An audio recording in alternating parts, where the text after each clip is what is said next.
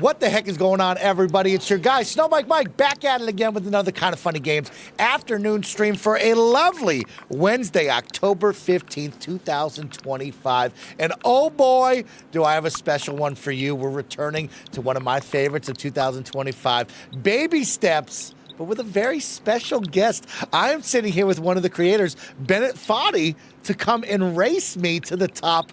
Well, also, I'll pepper in some interview questions. But Bennett, how are you today?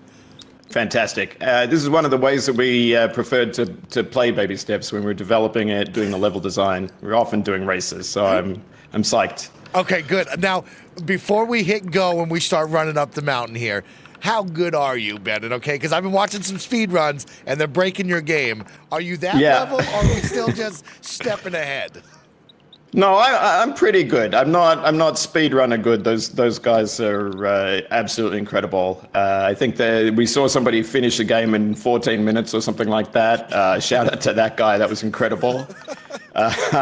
Never really figured it for that, but I can finish a game in about an hour and a half or something like that. That's about your time right now. You're tracking about an hour. Yeah. I think I might be pretty close to you. I think I told everyone when I beat the Manbreaker. That's a little nod to let you know, Bennett, that I'm for real now. You know, I beat the Manbreaker once. That I feel like I could get sub 3 hours confident. Could I break 2 hours? It would be interesting. It's been a lot of fun. So I'm excited to just check in with you and just have some fun. We give them one that's really quite hard to skip. You can skip that one too. I don't know if that's really been reported. You can skip that too, but it's not so easy. We make it a little bit difficult for people. Okay. That's fun. That's fun. Yeah, there's a fun little mini game QTE situation going on when you try to skip the cutscenes that I did appreciate when I finally started to try to let the speed run set in for sure. When you're making a game that is like a 3D open world game, it's like very technical and it's sort of very hard to polish it, and there's just so much to do. And at some point I had this idea when we were working on all of these cutscenes, that when I'm playing, most kind of contemporary AAA games, they've settled on this thing where there's like, when you try to skip a cutscene, it doesn't skip right away. You have to hold a button down, this little gauge that fills up. And I just felt like, it would be so nice to design a game for that little gauge, because it just like, there's nothing, there's no art for it, right? There's no kind of complicated design. There's not too many places for there to be a bug. And that was my dream, at this point of working on such a complicated game. I was just like, if I could just work on something that simple, that would be incredible. And we wound up making like 25 little games that you can play on the skip game dialogue on that little UI. I don't know. I just had the best time working on that stuff. It was really, really I think for Gabe as well, who was implementing some of them. It's just really. That was some of the best times that we had making this game. Yeah, I do want to ask you about the team, right? Because it's been very fun for me as someone who did Getting Over It, I thought it was a lot of fun, but I hear the name Foddy, right? Foddy like games. And I said, oh, wow, look, we have our own genre going on here. And then, of course, now I get introduced to you, which is wild. But is it just you? There's other names on the box now, right? Yeah, so how big is this team? That's right. So the core team is 3 people. It's myself, Gabe Casillo, who was the lead designer on Ape Out, and Maxi Bach, who used to work at Harmonix on games like Dance Central, Fantasia, those sorts of games, Rock Band. Okay, very different games than this. Right. Well, yes and no. I mean, I think, Max's experience it was in AAA, and this game is not a AAA game, but it is like, borrowing some of the ideas and the tropes, and it's kind of making fun of AAA in a certain way. That's awesome. Yes, shout out to Gabe and the whole team. That's amazing. 3 of you working on this. So much I should fun. say, audio team, Maxi has some friends, Ash Kilborn and Jack Schlesinger. We're also working on the audio for this, so it's not quite just 3 people, but it's a very small team relative to most open world 3D games. Can we talk about the audio really quick? I mean, the audio, the sounds of the footsteps, the different terrain underneath you, fantastic and amazing. And then the music, question mark? What is going on there, Bennett Foddy? I need to know. What was the mindset there? No licensed music? No. it's a beat. It's insanity meets I feel it. What's going on here? Right. So, I mean, I think we gave Maxi a pretty difficult audio design problem, which is that this is a game where you're walking around outside. Sometimes it's kind of thoughtful, and sometimes you're really stressed out because it's difficult in places. And sometimes it's goofy, right? There might be a cutscene that's like a joke, or you're falling over, and that's kind of inherently funny. And so you can't just be firing up like the big orchestral, the Call of Duty soundtrack, or you can't really just be going with kind of funny tunes because that's not always the vibe. And so to find something that could work with however the player is playing. And what Maxi came up with is the idea of the soundtrack just kind of coming out of the soundscape for the natural environment that you're in, and kind of syncing up. It's like always kind of taking note of how fast you're walking, what the kind of steps per minute rate is of as you walk around. And the music's kind of syncing up to that, and that takes the form of like birds, this kind of rock sounds, water splashes, this little clock that I'm trying to get without falling in the river, ticks to the beat of the music, and so it's always kind of just responding to how you're playing it, and the idea is that gives room for the game to be funny, but also kind of sometimes a little thoughtful, pensive, sad, all of those nice different kind of the range of different emotions that are in the game. And it kind of supports I love that background. Yeah. I came into making video What games. is the white soup? What is the white soup? What is going on then? Right. Yeah, the white soup. It gets revealed later in the game, so this is a spoiler for anybody who hasn't played yet. So cover your ears. But yeah, it's milk. Okay. Yeah, nothing bad. Don't don't make it weird. It's just milk. I found it fascinating reading up about you and that background. And then, yes, having Nathan always going for the cauldron, always wanting this white substance, and then, of course, waking up into insane, crazy situations on our screen. I needed to know what was going behind that, the thought process there. Well, he's encountering a society that's uninhibited, right? Like, I think that's really what's going on, is he's meeting people who don't have the same hang-ups that he has, and are not holding themselves back in a way, in the same way that he is. They're free, and they know what they like, and they're going for it. And that's kind of opposite how he's been living in a way. So it's confronting, I think, to Nathan just to be in a situation where there's no shame. Oh, okay, that's cool. I didn't know that. I like that now. Yeah, and then what's up with the donkey dicks though? Let's get real with it. Excuse my friends, but we have to talk about it. Totally. You hit me with the nudity sign at the beginning. Yeah. I didn't understand, and then bang, it's right on my screen. What happened with that? Yeah, I mean, there's a lot going on there. I think one of the things that's going on for Nathan is that he's expected, his parents expect him, and society expects him to live up to a certain model of masculinity, right? He's meant to be capable and a provider or a protector of other people, or that kind of the kind of positive masculine role model, and he's not living up to that at all, right? He's struggling to get launched in his life, and like I said, he's kind of inhibited. He's sort of like not really. He's full of shame. He's not really able to kind of express himself, and so we needed characters who were emblematic of that sort of liberty and that level of comfort. And what better really than to have people who don't feel like they should wear pants? Was really it's part of like embodying that sense of freedom and of just being so much more at liberty and so much freer of shame. And clothes are about shame in a way, right? Like I think that's what's going on there. That's why all these guys are Donald Ducking. They just don't think it's comfortable to wear clothes, so they don't. Donald Ducking is great. That's fun. Okay, well, let's look at the gameplay right now, Chad. Of course, you can see Bennett whooping my butt here on this map.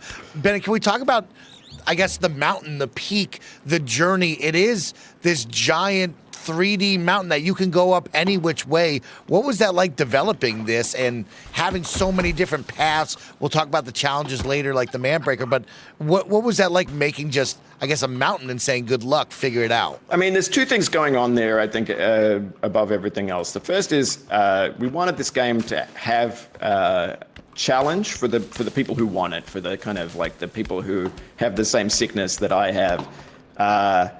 We wanted that to be in there, but even for people who are doing that stuff, we didn't want them to have to kind of repeat a section over and over again, as you do have to. And one of the things that makes getting over it so punishing is that you have to repeat everything. It's just basically a single line. And we wanted people to be able to, if they get a sense of frustration or if they have a fall, there's always somewhere different for them to go, right? So that was the first thing. The second thing that happened was that we first of all, when we didn't have much level, right away though, we started to notice that players would be walking along like a marked path, and they'd look and there'd be something off in the distance, which sometimes level designers call a weenie, like an attractive object off in the distance.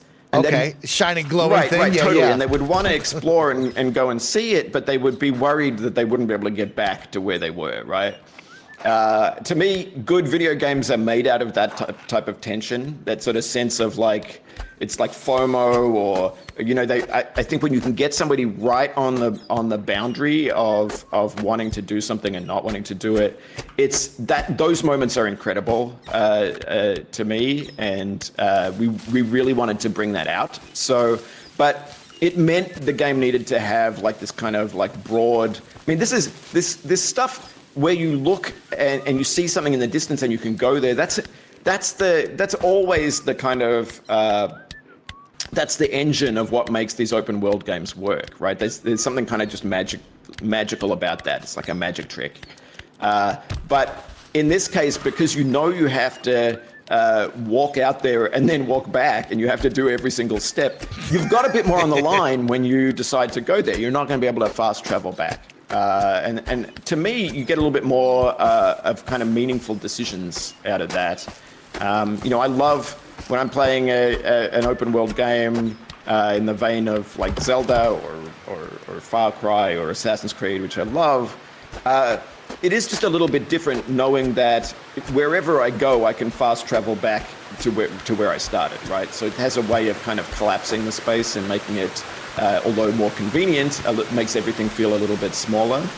And yeah, for me, when I'm playing Baby Steps, because I have to kind of schlep everywhere and back, it makes it feel bigger. And there's something kind of like nice to me about that flavor, is just the sense of kind of bigness. And also, I've done a difficult climb, and I'm kind of looking down over a cliff like this. It's the sense of like, look how much I achieved, right? Now, I've played this game probably 100,000 times, so to me, like, it's nothing to kind of bomb up this mountain like this and not fall over very many times. But the first couple times you do it, it's really more effortful, right? You're really working to get up the slopes, and it feels, I think, like you've got a sense of achievement. Oh, man, every moment that I achieve something in this game, I feel so good about myself. And even now where I've beaten it twice, I still feel great achieving my goal and going somewhere. And yeah, I love the challenges, right? At the beginning, you're met with, there's these cool circus tents over there and a Ferris wheel. Should I walk over there? Should I stay on the path? And you have me, the player, getting pulled left and right of, should I go there? I don't want to go there. I want to stay on the path, but I want to find these fun little moments. And my first one was that tree to climb up and grab a piece of fruit. I said, you know what? I feel safe here. I'm not going to fall down the mountain. I will play in this and see if I can get the piece of fruit at the top. And I loved that. That was a really fun little moment there. Yeah, we love that, those moments where you're a little safe because there isn't a cliff nearby, because that's where the most diabolical level design can be. Because we're not sending you back far. Some of the hardest level design in the whole game is stuff that's like literally just over in like 10 seconds when you do it right, but maybe you're going to be trying to do it for 10 hours. That to me was where we could really go ham with the difficulty level. I want to ask about, the challenges. You kind of hinted at the Manbreaker before, but what was it like? Did you say we got to have one big challenge? We got to have the Manbreaker, or how does the Manbreaker come to be? That's that's an interesting question. I mean, I could tell it different ways. I think that there are basically two visual references for the Manbreaker. The one is the stair is inspired by and kind of looks like this staircase that I'd seen in a national park, like a photograph of a national park in China. That's just like this insane green staircase that takes you up a very, very high cliff. And we had this problem because we had laid out the mountain before doing any of the level design. We had like a fractally generated mountain with a particular kind of shape. And I'd gotten to designing the part where there was this giant cliff and needed a way to get the player up there. And I thought it'd be funny if we had this giant staircase, right? So that was the first idea.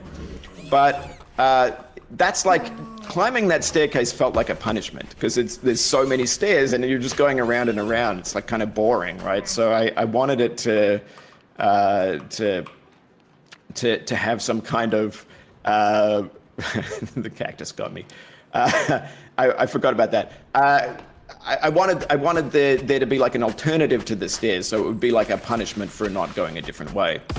And I'm a huge fan of Lord of the Rings. I always think about that part where they climb the very, very tall staircase toward the end of the third movie. I remember pitching to Gabe that I was like, I can make that in this system.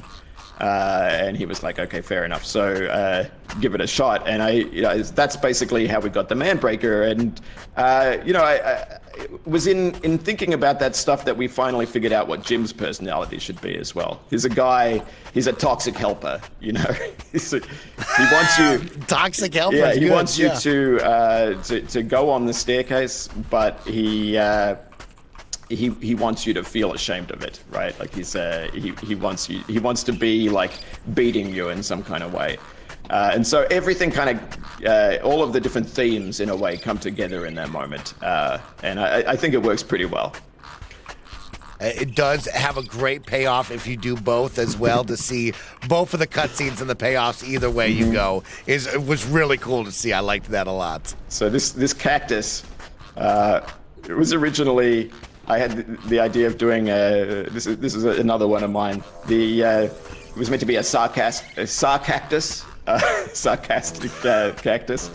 The idea is it has a big butt, kind of like Nate, and it was going to move in a way that was like mocking you, which is how we had it for a while. Now he's just a mean cactus. It's one of the few jump scares that we have in the game. He tries to push you off the cliff. For me, and of course I see it in the chat, they know me, I'm a big online multiplayer guy. I love sharing experiences with my friends. You brought up track and field, Olympics, and my mind raced to could we have multiplayer baby steps? Would you one day make a weird QWOP Olympics multiplayer game? Let's talk multiplayer and baby steps, or just in your thought process in general. Right. So I mean, shout out to a unofficial mod by Monkey Liquor. You can play it multiplayer already. Okay, that's cool. Had that up and running within like a week of release, or even less, because he started working on the demo that we released for Next Fest. And we played that with the mod author, with Monkey Liquor, and it was amazing time. It was like eight people. You can play it in different ways. Racing is not the only one. Like, one of the things we were doing is playing co-op, but then like whoever was in front would be on like a log bridge or something, would turn around and start kicking people off. You can kind of betray your friends. There's like all kinds of things you can do in this game once you're in multiplayer. I wish we had time and capability to make it kind of native multiplayer support, but that's like not really something that we have experience with. Plus, way in over our heads just getting the core game done.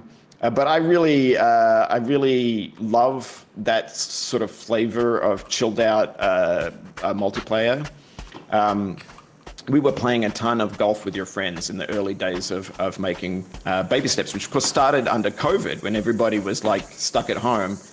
And those games, which some people call friend slop now, I love that. Okay. I love that flavor of game. Like, I think that to me, I would love to make something like that. Maybe in the future we will. Well, Bennett, to wrap this up, of course, I do want to kick it to you. But before that, Bennett Foddy, 2025, it's the end, but 2026 and beyond, what is next? I know it's always the age-old video game media question of, hey, you just gave me a great game. What's next? But, yeah, what do you see yourself? Is there a dream that you want to get after game development-wise? Is it just continue to iterate on baby steps? What are we going to do?